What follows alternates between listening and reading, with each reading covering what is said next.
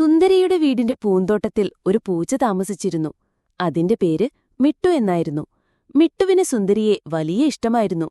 ഓരോ ദിവസവും സുന്ദരിയെ സന്തോഷിപ്പിക്കാൻ മിട്ടു പല വിദ്യകളും പ്രയോഗിച്ചു.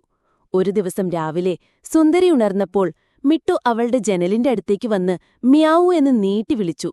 സുന്ദരി ജനൽ തുറന്നപ്പോൾ മിട്ടു അവളുടെ കാലിനടുത്ത് ചുറ്റിപ്പറ്റി. അവൾ മിട്ടുവിനെ തലോടി.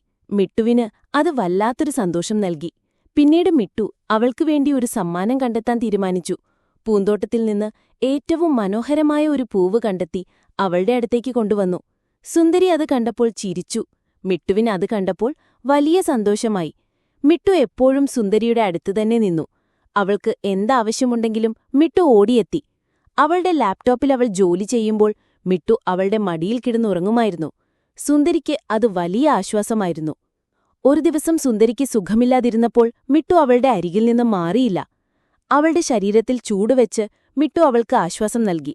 സുന്ദരിയുടെ അസുഖം മാറിയപ്പോൾ മിട്ടുവിന് വലിയ സന്തോഷമായി. മിട്ടുവിന്റെ സ്നേഹം സുന്ദരിക്ക് വാക്കുകൾക്കപ്പുറമായിരുന്നു.